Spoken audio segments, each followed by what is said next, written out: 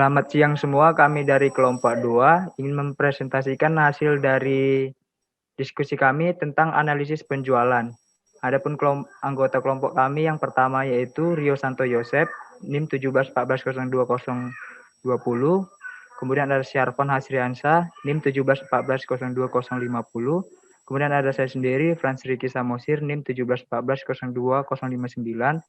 Kemudian ada Alfi Rayhananda dengan NIM 1714021107. Kemudian NIM terakhir ada Yonada Pauli 1714020146. Adapun isi dari presentasi ini yaitu yang pertama ada pendahuluan, kemudian ada tinjauan pustaka, kemudian ada analisis dan perancangan, yang keempat itu demo, yang terakhir itu kesimpulan. Oke, kita masuk ke pendahuluan.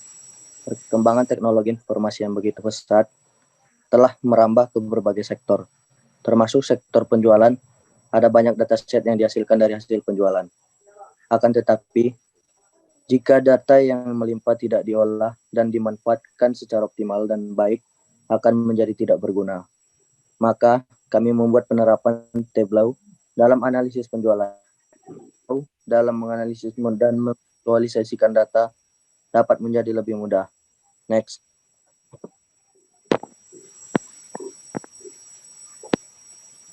Kemudian masuk ke tinjauan pustaka. Dalam memvisualisasikan data, salah satu perangkat lunak yang kami gunakan adalah Tableau. Karena penggunaannya menggunakan sistem juga, Tableau ini dapat menggabungkan data dari berbagai sumber seperti spreadsheet, database, plot data, dan big data ke dalam suatu program untuk digunakan dalam suatu analisis yang dinamis. Next.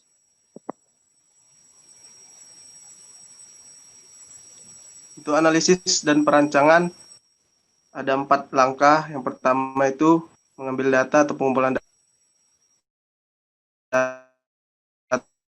data kan. Yang kedua, union data yang kami lakukan di Power BI. Kemudian yang langkah ketiga itu membuat sheet untuk digabungkan di dashboard, dan langkah yang terakhir itu membuat dashboard sebagai media penggabungan dari sheet. Next.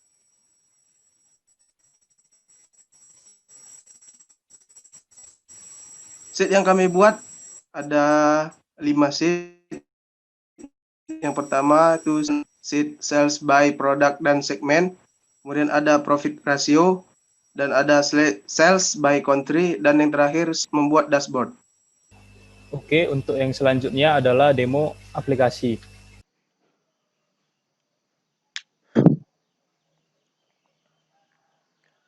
Nah, untuk datanya sendiri itu kami memperoleh dari situs data.world. Nah, datanya itu berisi order ID, order date, ship mode, customer ID, customer name, dan lain sebagainya. Namun di sini kami melihat bahwa regionnya tidak ada region dari Asia. Maka kami mencari datanya lagi, dan kami mendapat data dari Asia. Nah, kebetulan isinya itu sama, yaitu ada city, country, state, kategori, customer ID, customer name, dan lain sebagainya. Maka kami memprosesnya dengan membuat tabel baru menggunakan DAX berikut, yaitu tabel baru union. Kami select kolom dari Asia Store Data dengan menambahkan tabel kategori, city, country, dan lain sebagainya. Dan kami menghapus kolom-kolom yang tidak penting. Kami join dengan tabel order.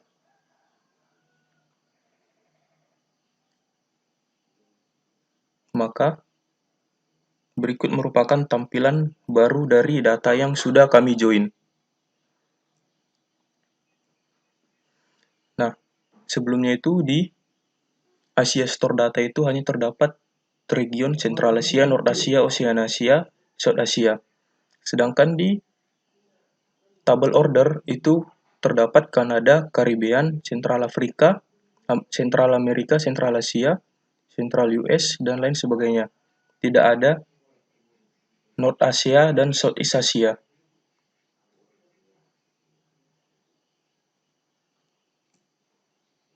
Maka dari itu kami menggabungnya di tabel baru.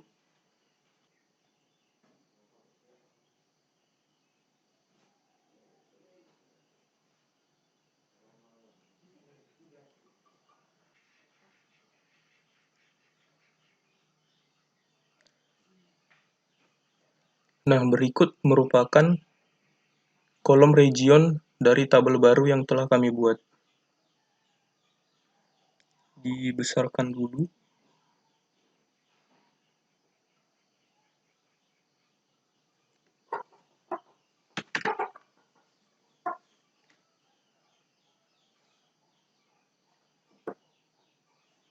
Sudah terdapat Southeast Asia dan North Asia,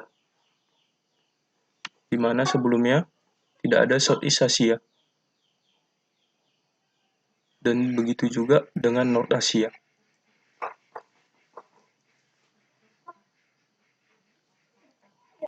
Nah, ini merupakan sheet kami yang pertama, yaitu sheet sales trend. Di atas ini kita bisa lihat dari tampilan perkembangan sales dari tahun ke tahun, yaitu dari tahun 2012 hingga tahun 2018. Di bawah merupakan halaman profit. Kita juga bisa melihat perkembangan profit dari tahun 2012 sampai tahun 2018. Ada yang profitnya tinggi, ada juga profitnya rendah. Untuk yang sheet selanjutnya, yaitu sales by product and segment.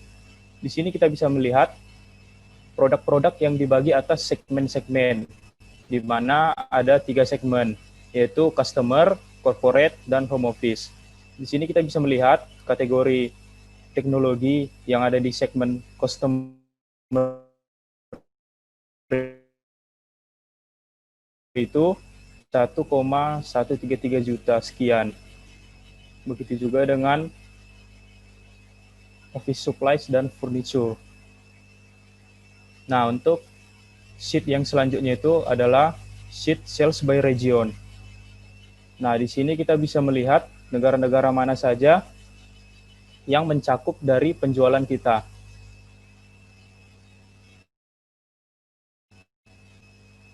Nah, yang selanjutnya itu adalah sheet dari profit ratio. Ini merupakan tampilan dari rasio seberapa untung suatu perusahaan tersebut.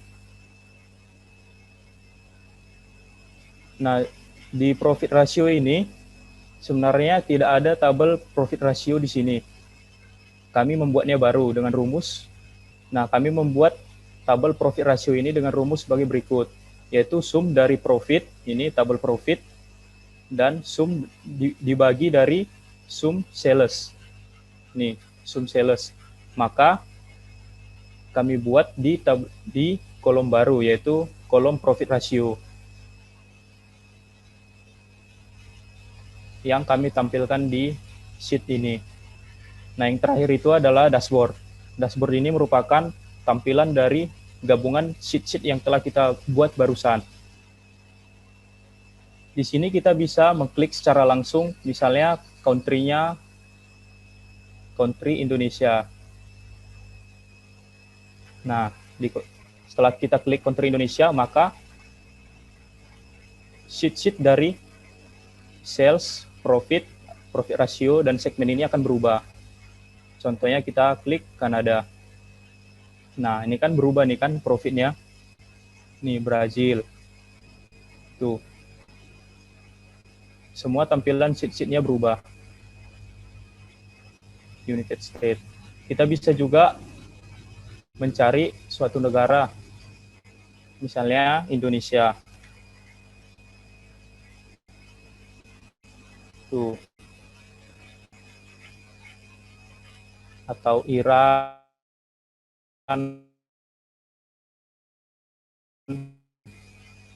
Otomatis berubah. Kesimpulannya adalah visualisasi memberikan cara tepat untuk memberikan informasi dari suatu dataset. Analisis data penjualan ini dilakukan untuk melihat bagaimana tren penjualan dari berbagai negara dari tahun 2014 sampai 2018. Demikianlah hasil presentasi kami. Jika ada salah kata, mohon maaf. Kurang lebihnya, mohon maaf juga. Sekian, terima kasih.